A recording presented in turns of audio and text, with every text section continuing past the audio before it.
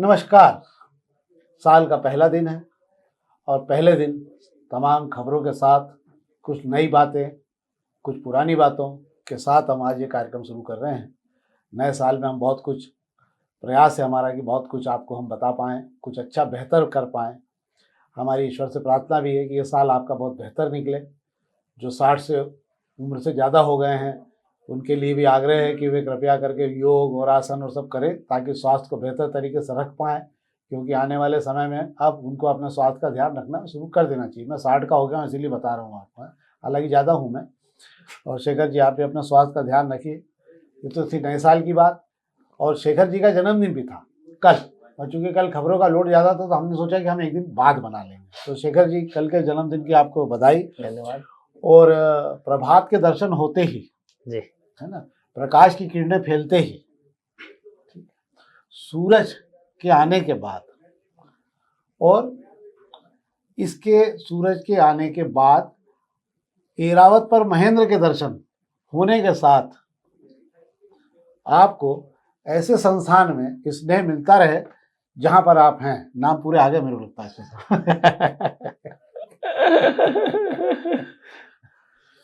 तो चलिए हम कार्यक्रम शुरू करते हैं और आज फिर अखबार की चर्चा की जाए तो सबसे पहले प्रभात किरण से ही चर्चा शुरू करते हैं। प्रभात किरण की खबर है, पहले पेज पे ही है ये, और ये है कि कचरा जलाने को आज प्रभात किरण का पहला पेज बड़ा सुंदर बना है। इसमें 2 बत्ती हैं, देख लो यार, अच्छा दिख रहा है। प्रभात किरण का पहला पेज है, अच्छा किया है, ग्राफिक अच्छा है। तो प्रभात किरण के पहले पेज पे आज प्रीथमपुर को लेकर खबर है कि कचरा जलाने नहीं देंगे, और इस मामले में लोग कोर्ट भी चले गए हैं, कुछ किसान भी गए हैं, और शायद महापौर ने भी कहा है कि वो इस मामले में साथी वकीलों से बात करेंगे। पर मुझे ऐसा लगता है ये पूरी जानकारी बाहर सही रूप से नहीं आ पा रही है। ये पूरा कचरा जो जलाया जा रहा है इस मामले में दोपहर में भी एक खबर है, मैं आपको दोनों खबरें मिला के बता देता हूँ। क्योंकि प्रभात किरण में खबर ये है कि जो याचिका लगाई गई जबलपुर हाई कोर्ट में, उसमें रोका जा रहा है कि कचरा यहाँ नहीं जलाया जाना चाहिए, जबकि प्रीथमपुर की रामको इंडस्ट्री में जो कचरा जलाया जाना है उसको लेकर जो पूरी तरह से ये पूरा कचरा जो जलाया जा रहा है ये उच्च न्यायालय और उच्चतम न्यायालय की देखरेख में जलाया जा रहा है इस कचरे को। और इसको लेकर जो शिकायतें की गई कि क्षेत्र में प्रदूषण फैल जाएगा, तो इसको लेकर एक कमेटी बनाई थी। उस कमेटी ने जो जांच की थी उसमें पाया था कि उस क्षेत्र में कहीं प्रदूषण फैलने की संभावना नहीं है, और ये कचरा 5 से 10,000 डिग्री सेंटीग्रेड के बीच जलेगा फर्नेस में। ऐसी स्थिति में इस कचरे का तुरंत प्रभाव खत्म हो जाएगा। दूसरा, आसपास के क्षेत्रों में जहां पर ये कहा गया था कि स्किन की बीमारियां हो रही है या जो भी खबरें छपी हैं बताई गई हैं, वहां पर भी जो टीम ने जांच की थी उसमें पाया कि 1% से ज्यादा लोग स्किन के बीमार नहीं हैं। आसपास के क्षेत्रों में फसलें भरपूर हो रही हैं, फसलें बढ़ गई हैं, सोयाबीन वगैरह की फसल अच्छी हुई है। कुछ लोगों ने जो है फसलें दूसरी तरीके की बोना चालू कर दी, उनकी बात अलग है। और ये पूरा मामला जो हो रहा है, जो भी यहाँ पे कचरा जलाया जाएगा वो पूरी तरह देखरेख में जलाया जाएगा। उसको लेकर टीम डेप्यूट की गई उच्चतम न्यायालय के निर्देश पर। इसलिए मुझे ऐसा लगता है कि इस मामले में अधूरी खबरों के आधार पर, अधूरी जानकारी के आधार पर खबरें नहीं छपना चाहिए, इससे भ्रम फैलेगा। तो ये है मामला, शेखर जी जो कहेगा। दूसरा मामला जो है वो प्रभात किरण की खबर और ले लेते हैं। यही बड़ा गजब काम हुआ है कि तकरार के बाद मिला होर्डिंग और पार्किंग का काम। 2.5 साल हो गया क्या नगर निगम चुनाव को? तो क्या है मामला यार, ये 2.5 साल तक क्यों गाड़ी अटकी रही? क्या नगर निगम चुनाव को हुए 2.5 साल बीतने को आए हैं। हम बात करें नगर निगम की, तो नगर निगम में एमआईसी सदस्य राकेश जैन जो पहली बार पार्षद बनकर एमआईसी सदस्य बनकर आए, 4 नंबर विधानसभा से ताल्लुक रखते हैं, उनके पास आता है तो परिवहन विभाग उन्हें दिया गया था। पर असल लड़ाई ये आ गई कि मार्केट विभाग में निरंजन सिंह जी गुड्डू जो 1 नंबर विधानसभा से एमआईसी सदस्य हैं, वे अभी तक पार्किंग और होर्डिंग देख रहे थे। अब राकेश और निरंजन सिंह गुड्डू के बीच में 2.5 साल से इसको लेकर तकरार मचती रही। महापौर के सामने दोनों आपस में लड़ते रहे कि विभाग मेरा है, मुझे दे दो। राकेश के पास कुछ काम ही नहीं था। अब 2.5 साल बाद राकेश को पार्किंग और होर्डिंग दिए गए हैं, और जिसका दावा कर रहे हैं, और वो विभाग जो है अब राकेश के दफ्तर के पास में शिफ्ट किया जा रहा है। अब इसमें एक नया खेल शुरू होने वाला है, जो मुझे लगता है कि होर्डिंग को लेकर इस शहर में जिस तरीके से रार शुरू हुआ है, राकेश के पास जाने के बाद में उस रार में और चिंगारी भड़केगी। अच्छा, मुझे क्या ये मलाईदार विभाग है क्या? ये मलाईदार विभाग इसलिए कि इस शहर में होर्डिंग्स को लेकर, होर्डिंग अवैध वेत वाला जो मसला चलता है, और अभी भी शहर में बहुत सारे होर्डिंग अवैध लगे हुए हैं जिनको लेकर सवाल उठ रहे हैं, बाद में उनको काटे जा रहे हैं, इसलिए मलाईदार विभाग माना जाता है इसे। हाँ, नहीं है, वैसे ही मलाईदार विभाग है, क्योंकि मुझे मालूम है कि इस विभाग को लेकर कई लोगों की नजरें लगी रहती है। पर चलो अच्छा है, मलाई कहीं तो जाए शहर में, इसलिए कोई खास बात नहीं। हम पत्रिका खबरों की बात कर लेते हैं। पत्रिका खबरों में आज एक खबर अच्छी है शेखर जी, बाकी खबरें तो इंदौर के संकल्पों को लेकर नई सुबह है, कोहरे में लिपटा रहा है नया साल। और एक और ये है कि सफाई कर्मियों को प्लाट की जगह फ्लैट मिलेंगे। नगर निगम आवासहीन कर्मचारियों की संख्या ज़्यादा है नगर निगम में, 3000 लोग हैं करीब करीब। तो अब जो है प्रधानमंत्री आवास योजना 2 में इनको फ्लैट दिए जाएंगे, तो क्या सिस्टम रहेगा इनको देने का, कैसा क्या रहेगा, साथ में रहेगा, क्या रहेगा? नगर निगम में अभी 8,500 सफाई कर्मचारी हैं और ये सब इन सफाई कर्मचारियों की बदौलत नगर निगम इंदौर में देश में नंबर 1 कहलाता है सफाई के मामले में।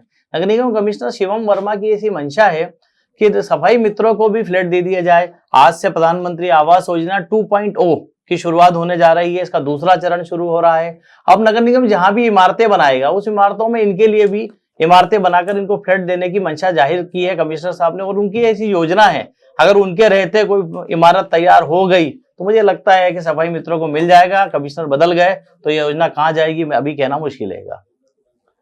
अब हम अग्निबाण की खबरों की बात कर लेते हैं। अग्निबाण की खबरों में जश्न की रात रही है, प्रभु दर्शन रहे हैं आज पूरी, मतलब आज सुबह से ही जो है मंदिरों पर अच्छी खासी भीड़ रही और इंदौर में यात्रियों की संख्या 38 लाख के पार हो गई। ये खबर और भी अखबारों में, प्रभात खबर में भी है, सभी जगह पर एक खबर है, तो उसको लेकर है। और जन्मदिन से भरपूर है आज भी अखबार, जन्मदिन है। खजराना में भारी भीड़ उमड़ी है शेखर जी। और रंजीत हनुमान मंदिर की क्या स्थिति रही, वहां पर भी उतनी भीड़ है? रंजीत हनुमान मंदिर और खजराना मंदिर में देर रात से, रात को 12 बजे बजने से पहले से लोगों का जो तांता लगा है आज सुबह तक जारी है, अभी दोपहर तक जारी है। और मुझे लगता है कि एक नया रिकॉर्ड आज हमको कल देखने को मिलेगा कि दर्शन करने आने वालों ने एक नया रिकॉर्ड जो बनाया है दोनों जगह। ये अच्छी बात है, 2-3 लाख से ज्यादा लोग पहुंचे हैं इस पे, आराम से पहुंच गए होंगे। मुझे ऐसा लग रहा है कुछ सालों से धर्म के प्रति आस्था लोगों की बढ़ी है। और एक और इसमें चीज़ रही कि कल रात को 9-10 बजे बाद सड़कें बिल्कुल सूनी हो गई थी। मैं रात को निकला तो जब मैंने देखा था, ठंड भी थी और मुझे लगता है ठंड का डर तो था ही जितना, उससे ज़्यादा पुलिस के डंडे का डर भी था लोगों पे। तो उनको लग रहा था जिसको जहाँ जगह मिल गई उसने वहीं गटक ली और वहीं अपना साल बना लिया, उसको लगा कहाँ चक्कर में पड़ेंगे नए साल के। तो ये भी कल रहा है शायद, क्या है? पिछले कुछ दिनों से जिस तरीके से हम पुलिस की सख्ती देख रहे हैं कि रात होते ही बैरिकेडिंग लगाकर पुलिस उन जगहों पे तैनात हो जाती है और फिर वो फूकनी में जो फूक लगवाती है कि आपने कितनी दारू पी है फूकने के बता दो, उस फूकनी का जो डर है, मुझे लगता है उस डर का असर कल रात को देखने को मिला है और लोग उनमें सूद सावल में रहे हैं। और सख्ती के चलते और ठंड भी कहूंगा मैं, कल इंदौर में काफी रात में काफी ठंड थी, उस वजह से आयोजन भी लेट नाइट तक नहीं चले और भीड़ भी कम रही है। नहीं, इंदौर में तो वैसे भी लोग क्या है बहुत ध्यान रखते हैं, नहीं तो लोग फूंक दें लोगों को, इसलिए लोग बहुत ध्यान रखते हैं। कोई ऐसा नहीं कि अपने को फूंक जाए कोई, इसलिए भी। और बहुत राजनीति में भी आदमी एक दूसरे का ध्यान रखता है कि इधर उधर गड़बड़ा गए तो लोग फूंक देंगे अपने को। और एक और खबर अच्छी है कि राजगढ़, रतलाम और पिपलोदा कोठी में 1930 के दस्तावेज भी निकल आए। शासन ने जो छनाई चालू की उस क्षेत्र की, रेसिडेंसी क्षेत्र की, तो वहाँ पे अब इतने पुराने कागज निकल के आ रहे हैं। और ये भी क्या मालूम सही है गलत है, तो जांच में पता लगेगा। पर आप बताइए ज़मीनें बचाने के लिए कहाँ तक आमादा हैं लोग कि 1930 के मतलब ये होगा 100 साल से ज़्यादा हो गए क्या? आराम से लगभग हो रहेंगे, तो बाकायदा हो ही रहेंगे।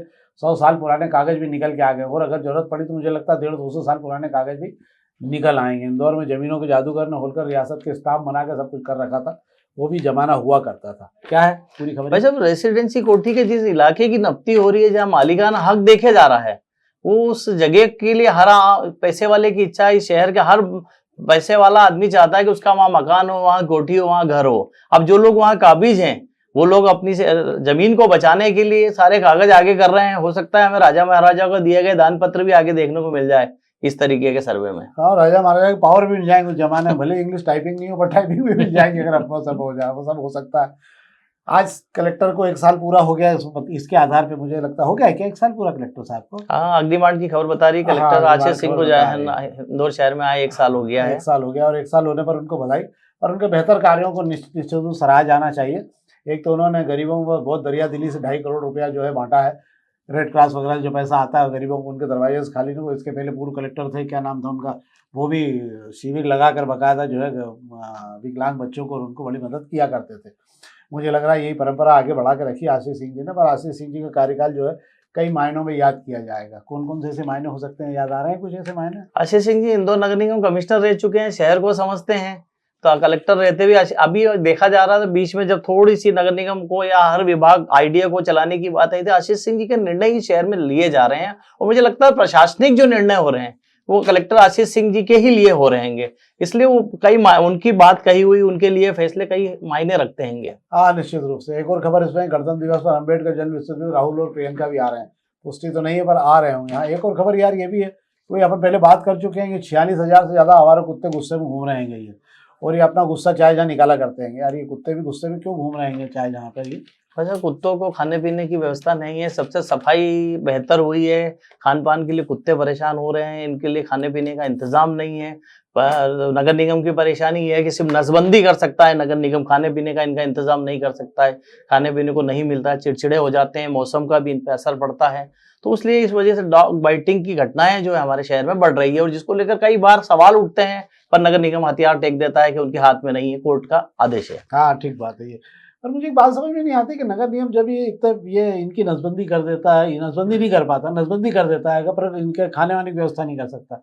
पर बहुत सारे नगर निगम में भी इतने लेन देन हुआ करते, इनकी ये इन लोगों पे क्यों नहीं नियंत्रण हो पाता, नसबंदी इनकी क्यों नहीं हो पाती कि इनको भी कहीं ना कहीं रोका जाए, ताकि कम से कम भ्रष्टाचार तो रुके ना। हाँ। वो नसबंदी में कैसा गलम पेल है वो आज तक समझ में नहीं आया है कि वर्षों से नसबंदी हो रही, करोड़ों रुपए खर्च हो रहे हैं, उसके बाद भी इनकी तादाद कम नहीं हो रही है। हाँ ये बात भी बड़ी आश्चर्यजनक बात है कि काम भी हो रहा है और कुछ नहीं हो रहा है ना, दोनों बातें।